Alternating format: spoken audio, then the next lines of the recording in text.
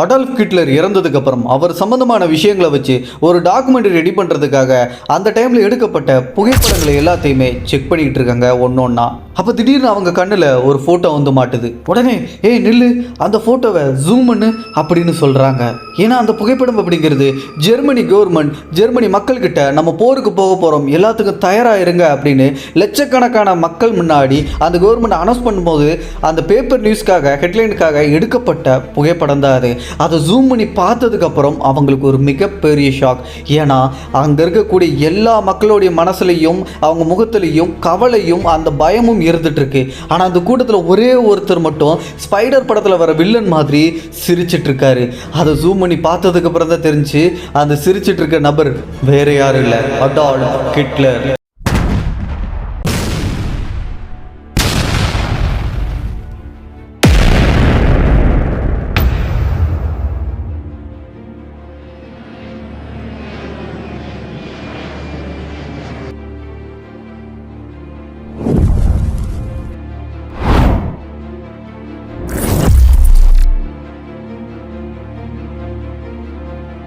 ஹிட்லருடைய life ஸ்டோரியில் first part வீடியோவில் நான் இந்த வீடியோட ஸ்டார்டிங்கில் சொன்ன அந்த புகைப்படத்தை பற்றி அந்த வீடியோவில் நான் டீட்டெயிலாக சொல்லியிருப்பேன். ஸோ அந்த புகைப்படம் அப்படிங்கிறது ஒரு மிகப்பெரிய ஷாக்கிங்கை அந்த அடால்ஃப் ஹிட்லருடைய அந்த லைஃப் ஸ்டோரியை டாக்குமெண்ட்ரியை பண்ணும்போது ஒவ்வொரு ஃபோட்டோஸை செக் பண்ணும்போது அவங்களுக்கு எவ்வளோ ஷாக்கிங் கொடுத்துச்சோ, அடால்ஃப் ஹிட்லருடைய லைஃப் ஸ்டோரியில் அந்த ஃபோட்டோ எடுக்கப்பட்ட அந்த நாளுக்கு அப்புறம் அவருடைய லைஃப்பில் நடந்த விஷயங்கள் இன்னும் நம்ம கேட்க ஆச்சரியங்களையும் பிரமிப்பையும் ஏற்படுத்தும் அப்படிங்கிறது தான் உண்மை.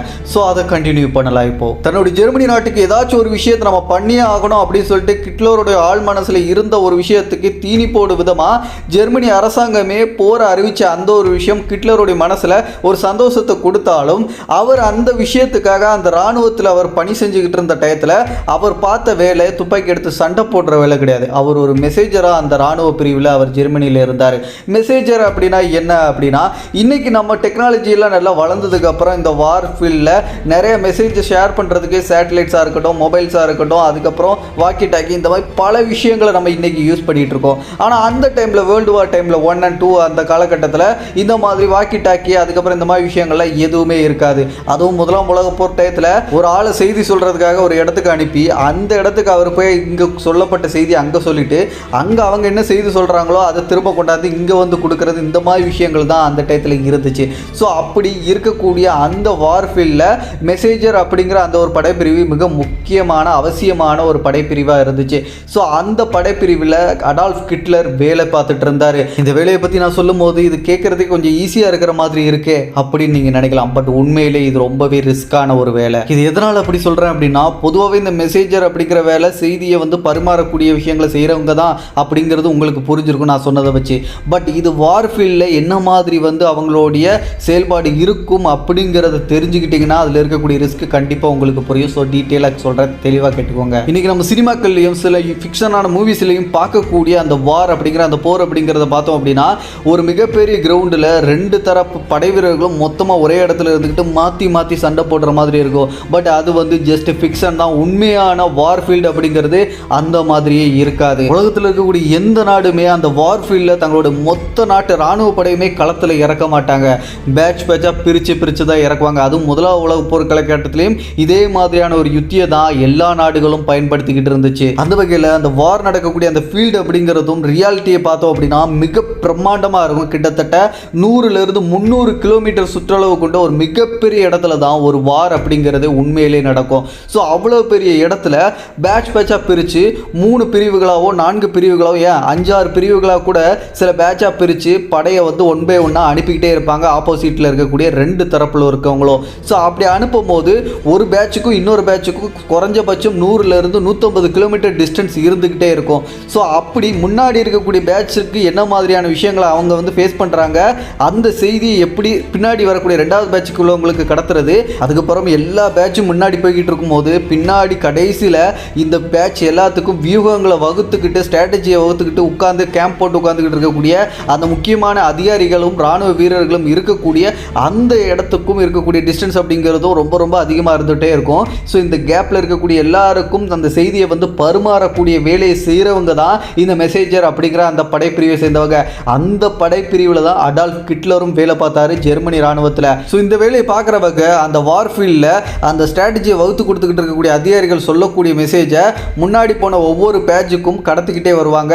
அந்த ஒவ்வொரு பேட்சிலையும் நடக்கக்கூடிய விஷயங்களையும் அடுத்தடுத்த பின்னாடி வரக்கூடிய பேட்சுகளுக்கும் ப்ளஸ் ஸ்ட்ராட்டஜியை வச்சு கொடுக்குறவங்களுக்கும் அந்த மெசேஜை மாற்றி மாற்றி இப்படி ஓடிக்கிட்டே அந்த பல கிலோமீட்டர் ஓடி ஓடி கடந்து அந்த மெசேஜை ஷேர் பண்ணிக்கிட்டே வருவாங்க. பட் இதில் ரிஸ்க் எங்கே இருக்குது அப்படின்னா, ஒரு வார்ஃபீல்டு அப்படின்னா எதிரி நாட்டு சார்ந்தவங்க யாராக இருந்தாலும் போட்டு தள்ளாமல் எந்த நாட்டு வீரர்களும் விடவே மாட்டாங்க. அந்த வகையில் இந்த மெசேஜர்கள் கையிலையும் பெருசாக மற்ற இராணுவ வீரர்கள்ட்ட இருக்கிற மாதிரி எந்த ஒரு ஆயுதமும் பெருசாக இருக்காது.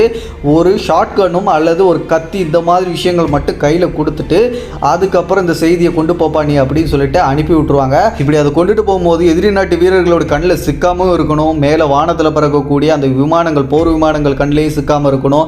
கண்ணி வெடிகள்லாம் பயங்கரமாக வந்து மண்ணில் வந்து புதைச்சி வச்சுருப்பாங்க, அதிலெல்லாம் கவனமாக நடந்து போகணும்.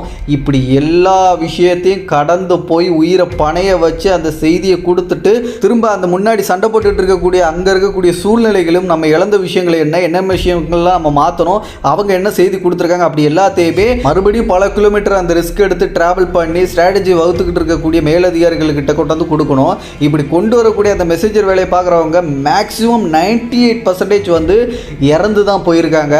அந்த அளவுக்கு ரொம்ப ரிஸ்க்கான ஒரு வேலை. ஏன்னா இந்த அளவுக்கு ரொம்ப வந்து ஆபத்துகளை தாண்டி அந்த செய்தியை கொண்டு போயிட்டு திரும்ப கொண்டு வரணும் இல்லையா, அதனால் ஸோ இவ்வளோ ரிஸ்க் இருக்கக்கூடிய வேலைன்னு தெரிஞ்சு கூட அடால்ஃப் ஹிட்லர் இந்த வேலையை வார்ஃபீல்டில் பார்த்துட்டு தான் இருந்தார் ஜெர்மனி நாட்டுக்காக.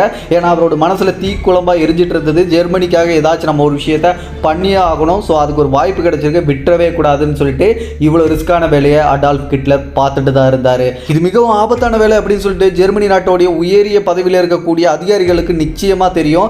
அதனாலேயே அடால்ஃப் ஹிட்லருக்கு ஒரு உயரிய விருதாக ஜெர்மனியில் கருதப்படக்கூடிய அயன் கிராஸ் அப்படின்னு சொல்லப்படக்கூடிய அந்த விருதை கொடுத்து அந்த மெசேஜர் வேலையை பார்த்ததுக்காக அவரை கௌரவிச்சாங்க. ஸோ மொத்தமாக 2 விருது கொடுத்துருக்காங்க. 1914 அயன் கிராஸ் செகண்ட் கிளாஸ் அப்படின்னு சொல்லப்படக்கூடிய ஒரு விருதையும் 1918 அயன் கிராஸ் ஃபர்ஸ்ட் கிளாஸ் அப்படிங்கிற அந்த விருதை கொடுத்து அவரை கௌரவிச்சாங்க. இது நம்ம நாட்டில் எப்படி பத்மபூஷன், பாரத் ரத்னா இந்த மாதிரியான விருதுகள் ரொம்ப உயரிய விருதாக கருதப்படுதோ அதே மாதிரியான ஒரு விருது தான் அந்த ஜெர்மனி நாட்டில் கொடுக்கப்பட்ட இந்த விருது. ஸோ அதை இந்த மெசேஜர் வேலையை பார்த்ததுக்காக அடால்ஃப் ஹிட்லருக்கு கொடுத்தாங்க. பட் என்னதான் இந்த மாதிரியான உயரிய விருதுகள் அடால்ஃப் ஹிட்லருக்கு கொடுக்கப்பட்டிருந்தாலும் கதை இன்னும் முடியலை. ஒரு சமயம் அடால்ஃப் ஹிட்லர் அவருடைய மெசேஜர் வேலையை ஒரு வார்ஃபீல்டில் பார்த்துட்டு இருக்கும்போது இங்கேயோ ஒரு போடப்பட்ட ஒரு வெடிகுண்டு அவர் பக்கத்திலே வந்து வெடிக்குது. அதை வெடித்த உடனே அவர் அதிர்ச்சியில் தூக்கி வீசப்பட்டு மயங்கி அங்கேயே விழுந்துடுறாரு. விழுந்து அவரை பக்கத்தில் இருக்கக்கூடிய சக ஜெர்மனி வீரர்களும் அவரை வந்து காப்பாற்றணும், அவரை தூக்கிட்டு போகணும் அப்படின்னு நினைக்கல. அதை தாண்டி அந்த படைப்பிரிவிலே மருத்துவ பிரிவு அப்படிங்கிறது இருக்கும், அவங்களும் அவரை வந்து தூக்கணும் இல்லாட்டி அவருக்கு வந்து மருத்துவ உதவி கொடுக்கணும் அப்படின்னு சொல்லிட்டு எதுவுமே முயற்சி எடுக்கல. பட் அவர் பக்கத்தில் விழுந்த அந்த பாம்பால் அவர் மயங்கி கீழே விழுந்தது பகலில். ஆனால் அவர் உடம்பை தூக்குறதுக்காக மருத்துவ குழு வந்தது அன்னைக்கு நைட்டு தான் அவரை தூக்கிட்டு போகவே செஞ்சாங்க. எதுக்காக பகலில் அவ்வளோ நேரம் விட்டுட்டு நைட் டைம் வந்து அவரை வந்து தூக்கிட்டு போனாங்க அவ்வளோ நேரம் கழிச்சு அப்படின்னா, எப்பவுமே வார்ஃபீல்டில் ஒரு ஆப்போசிட்டில் இருக்கக்கூடியவங்க இன்னொரு ஆப்போசிட்டில் இருக்கிறவங்க என்னென்ன விஷயங்கள்லாம் பண்ணிட்டு இருக்காங்க, அந்த எதிரிகளை வந்து கண்காணிச்சுக்கிட்டே இருக்கக்கூடிய விஷயங்களை தொடர்ந்து பண்ணிக்கிட்டே இருக்கும்போது ஒரு சின்னதாக ஏதாச்சும் ஒரு நகர்வுகளை ஏதாச்சும் அசைவுகளை தெரிஞ்சால் போட்டு தள்ளிட்டு போயிட்டே இருப்பாங்க. ஸோ பகல் டைமில் ஹிட்லர் இப்படி மயங்கி விழுந்திருக்கிறதுனால அவரை காப்பாற்ற போன அந்த மருத்துவ குழுவோ இல்லாட்டி சக வீரர்களோ அவரை தூக்குற அடுத்த செகண்டே அவங்களும் இறந்து போகிறதுக்கான வாய்ப்பு இருக்குது எதிரிகளோட கையில். ஸோ அதனால் வெயிட் பண்ணி இரவு நேரத்தில் யாருக்கும் தெரியாமல் நம்ம தூக்கிட்டு வந்துடலாம் அப்படின்னு சொல்லிட்டு தான் நேரம் போகட்டும் சொல்லிட்டு இரவு வரைக்கும் காத்திருந்து இரவு சமயத்தில் அடால்ஃப் ஹிட்லருடைய அந்த உடம்பை தூக்கிட்டு போய் அதுக்கப்புறம் மருத்துவ உதவிகளை வந்து அவருக்கு கொடுக்கப்பட்டுச்சு. பட் இங்கே கூட அடால்ஃப் ஹிட்லரை அவ்வளோ ரிஸ்க் எடுத்து அவங்க தூக்கிட்டு போகிறதுக்கு முக்கிய காரணம் அடால்ஃப் ஹிட்லர் ஒன்றும் சாதாரண ஆள் கிடையாது. அவர் வந்து அயன் கிராஸ் வாங்கின ஒரு மெசேஜர் அப்படிங்கிற அந்த வேலையை செஞ்ச ஒரு படைப்பிரிவில் இருக்கிறவர். ஸோ உயரிய விருதை வாங்கினவர் மட்டும் இல்லாமல் ரொம்ப தைரியசாலியும் அந்த வேலையை கரெக்டாக செய்யக்கூடிய ஒரு நபராக இருந்ததுனால அடால்ஃப் ஹிட்லருடைய அந்த உயிரை காப்பாற்ற வேண்டியது அந்த இராணுவத்துக்கு மிக முக்கியமான ஒரு விஷயமா இருந்துச்சு. அதனால தான் அவ்வளோ ரிஸ்க் எடுத்து இவ்வளோ உயரிய விருது வாங்கின இந்த மெசேஜரை நம்ம காப்பாற்றியே ஆகணும், அப்படின்னா தான் நம்ம போரில் ஜெயிக்க முடியும் அப்படின்னு சொல்லிட்டு அவர் காப்பாற்றி ரிஸ்க் எடுத்து தூக்கிட்டு போனதுக்கான முக்கிய காரணம். ஆனால் அங்கே போய் ஹிட்லருக்கு மருத்துவ உதவிகளை கொடுத்ததுக்கப்புறம் அவர் உடம்புல பயங்கரமாக அடிபட்டு இருந்துச்சு. அந்த அடிபட்டதுனால பல கட்டுகள் போடப்பட்டிருந்துச்சு. அந்த கட்டுகள் எல்லாத்தையும் 1 by 1 கொஞ்ச நாளுக்கு அப்புறமா அப்படியே ரிமூவ் பண்ணுறாங்க. அப்படி ரிமூவ் பண்ணும்போது அவருடைய கண்ணில் இருக்கக்கூடிய கட்டை ரிமூவ் பண்ண அப்புறம் அவர் கண்ணை திறந்து பார்க்குறாரு. பட் ஆனால் அவரால் அவருக்கு முன்னாடி இருக்கக்கூடிய எதையுமே பார்க்க முடியல. ஹிட்லருக்கு கண் பார்வை போயிருச்சு. பொதுவாக போர்க்களத்தில் ஒரு வீரருக்கு பக்கத்தில் ஒரு பாம்பு வெடிச்சிச்சு அப்படின்னா அந்த பாம்போடைய வெடிப்பின் காரணமாக கண் பார்வைகள் போகிறது, காது கேட்காம போகிறது, இந்த மாதிரி விஷயங்கள்லாம் டெம்பரவரியாக அந்த வீரருக்கு ஏற்படக்கூடிய அந்த ஒரு விஷயமா இருக்கக்கூடிய ஒன்று தான். அதுக்கப்புறம் ஆட்டோமேட்டிக்காக சரியாகிரும். பட் அடால்ஃப் ஹிட்லருக்கு கண் பார்வை அந்த மாதிரி தான் போயிருக்கு. ஸோ சரி ஆகிரும் அப்படின்னு சொல்லிட்டு தான் நினச்சாங்க. பட் சரி ஆகலை. உடனே ஜெர்மனி கவர்மெண்ட் இவர் நம்மளுக்கு ரொம்ப முக்கியமான ஒரு படைப்பிரிவில் இருக்கக்கூடிய ஒரு மெசேஜராக இருக்கிறதுனால இவரோட ஹெல்ப் இல்லாமல் நம்மளால் வாரில் வின் பண்ண முடியாது. ஸோ அதுக்காக நம்ம நாட்டிலேயே மிகப்பெரிய எக்ஸ்பர்ட்டாக இருக்கக்கூடிய சைக்காஸ்டிட்டை வர சொல்லுங்க அப்படின்னு சொல்லிட்டு எட்வர்ட் ஃபாஸ்டர் அப்படிங்கிற ஒரு சைக்காஸ்ட்டை ஹிட்லருக்காக வர வைக்கிறாங்க. அவர் வந்து பார்த்து ஹிட்லரை செக் பண்ணி பார்க்கும்போது அவருடைய கண் அப்படிங்கிறது நார்மலாக தான் இருக்குது ஃபிசிக்கலாக. பட் ஏன் அவருக்கு வந்து அந்த கண் பார்வை அப்படிங்கிறது போய் இருக்கு அப்படின்னு சொல்லிட்டு அவர் பார்க்கும்போது அவர் நினைச்ச ஒரு விஷயம் தான், ஃபிசிக்கலி ஹிட்லருடைய கண் நல்லா தான் இருக்கு, ஆனால் அவருடைய பிரெயின்னால தான் அவர் பிளைண்டாக இருக்காரு அப்படின்னு சொன்னார். என்னது பிரெயின்னால அவர் பிளைண்டாக இருக்காரு, கண்ணு தெரியாமல் போச்சா? அது எப்படி புரியலையே அப்படின்னு தான் நினைக்கிறீங்க. மல்டிபிள் டிசார்டர் அப்படின்னு சொல்லிட்டு ஒரு விஷயத்தை நம்ம கேள்விப்பட்டிருப்போம். இந்த அனியன் மூவிலலாம் வந்து சொல்லுவாங்கல்ல, மல்டிபிள் டிசார்டர். ஒரு மனிதனுக்குள்ளேயே பலவிதமான கேரக்டர்கள் இருக்கிற மாதிரி அவங்களே வெவ்வேறு விதமாக செயல்படுற மாதிரியான ஒரு விஷயம். ஸோ இதை தான் அன்னியன் மூவிஸ்லேயே நீங்கள் பார்த்துருப்பீங்க. அம்பிங்கிற ஒரு கேரக்டர், அன்னியனுங்கிற ஒரு கேரக்டர், ரெமோங்கிற கேரக்டர், ஒரே ஆளுக்குள்ளே 3 நபர் இருக்கிற மாதிரி. சேம் அடால்ஃப் ஹிட்லருக்கும் அதே மல்டிபிள் டிசார்டர் தான் ஏற்பட்டிருக்கு. ஸோ அவரோட கண் ஃபிசிக்கலாக நல்லா இருக்குது, ஆனால் அந்த பாம்பு வெடிச்சதுனால அந்த ஷாக்கிங் காரணமாக பிரெயினில் ஏற்பட்ட அந்த ஷாக் அப்படிங்கிறது அவரை இன்னொரு கேரக்டர் மாதிரி, அந்த கேரக்டர் அவருக்குள்ளே இருக்கக்கூடிய கேரக்டருக்கு அந்த பிளைண்ட் அப்படிங்கிறது ஏற்பட்ட மாதிரி அவர் கண்ணுக்கு அந்த பார்வை இல்லாத ஒரு தோற்றத்துக்கு ஏற்படுத்துது. பட் ஆனால் அவருக்கு கண் நல்லா தான் இருக்கு. ஸோ அப்படின்னு சொல்லிட்டு அவர் கண்டுபிடிச்சாரு. உடனே இது எப்படியா சரி பண்ணியே ஆகணும் அப்படின்னு சொல்லிட்டு அந்த சைக்காலஜிஸ்ட் அடால்ஃப் ஹிட்லரை ஒரு இருட்டடைஞ்ச ரூமுக்குள்ள கூட்டிட்டு போறாரு. அந்த இருட்டடைஞ்ச ரூம் தான் இன்னைக்கு நம்ம படித்து தெரிஞ்சிட்டு இருக்கக்கூடிய அந்த சர்வாதிகாரி அப்படிங்கிற அந்த பேருக்கு சொந்தமா இருக்கக்கூடிய அடால்ஃப் ஹிட்லர் உருவாகிறதுக்கு காரணம். அந்த இருட்டு ரூமுக்குள்ள ஹிட்லர் கூட்டிட்டு போயிட்டு அந்த சைக்காலஜிஸ்ட் ஒரு கேண்டில பத்த வச்சு ஹிட்லரோட கண்ணுக்கு முன்னாடி வச்சு, இந்த கேண்டிலோட வெளிச்சம் உனக்கு தெரியுதா, நல்லா பாரு, இதுல இருந்து அந்த வெளிச்சம் வருது பாரு, தெரியுதா தெரியுதா அப்படின்னு சொல்லிட்டு திரும்ப திரும்ப கேட்காரு. அப்போ ஹிட்லர் சொன்ன பதில், எனக்கு எதுவுமே தெரியல, எல்லாமே இருட்டா தான் இருக்கு அப்படின்னு சொல்லிட்டு அவர் சொல்றாரு. உடனே அந்த சைக்கிஸ்ட் திரும்பவும், நீ ஒரு மிகப்பெரிய வீரன்டா, நீ நினைச்சா உன்னால உன்னோட பார்வையை திரும்ப கொண்டு வர முடியும், நல்லா பாரு, இந்த வெளிச்சம் உனக்கு தெரியுதா, இவனை நம்பி தான் அந்த நாடே இருக்குது, இந்த நாட்டில் இருக்கக்கூடிய ஒவ்வொரு வீரர்களுக்கும் நீ ஒரு முன் உதாரணம், நீ இந்த மெசேஜர் வேலை எவ்வளவு ரிஸ்கான வேலைன்னு தெரிஞ்சு கூட எவ்வளவு அழகா சிறப்பா செயல்பட்ட தெரியுமா, உன்னோட வீரத்துக்கு பெஸ்ட் எக்ஸாம்பிள் இந்த மெசேஜர் வேலையில எவ்வளவு ரிஸ்க் இருக்குன்னு தெரிஞ்சும் பார்த்துக்கிட்டு இருக்க, ஆனா இதுல வேலையை பார்க்கறதுல நிறைய பேர் செத்து போயிருக்காங்க, ஆனா நீ உயிரோட இருக்க, அப்ப நீ எவ்வளவு பெரிய வீரன், நீ எவ்வளவு சிறந்தவன் அப்படிங்கிறது தெரியுதா இல்லையா அப்படின்னு அவரை வந்து புகழ்ந்து பேசிட்டே இருக்காரு. ஆனால் அப்பவும் ஹிட்லர் எனக்கு எதுவுமே தெரியல அப்படின்னு சொல்லிட்டு இருக்காரு.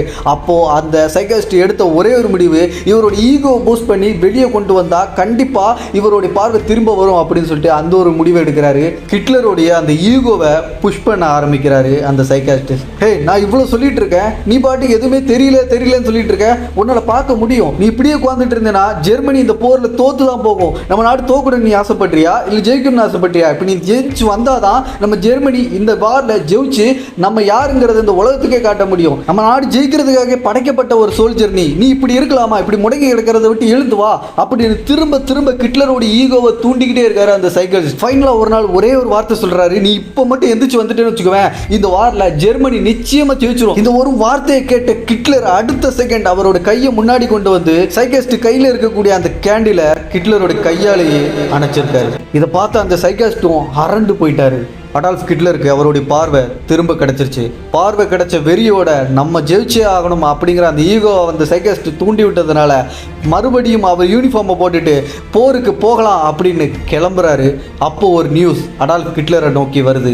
அதுதான் ஜெர்மனி அந்த வாரில் சரண்டர் ஆயிட்டாங்க, ஜெர்மனி தோத்து போயிருச்சு அப்படிங்கிற அந்த நியூஸ் கிடைக்குது.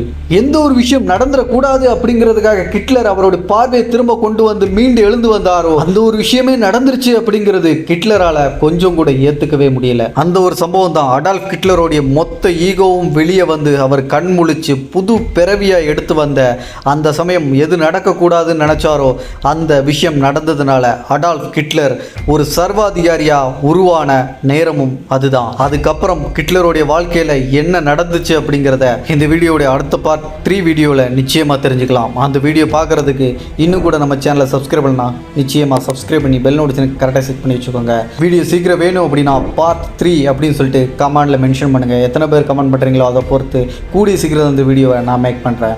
அடுத்த ஒரு நல்ல தகவலுடன் நான் உங்களை சந்திக்கும் வரை நான் உங்கள் சேகர். பாய் பாய்.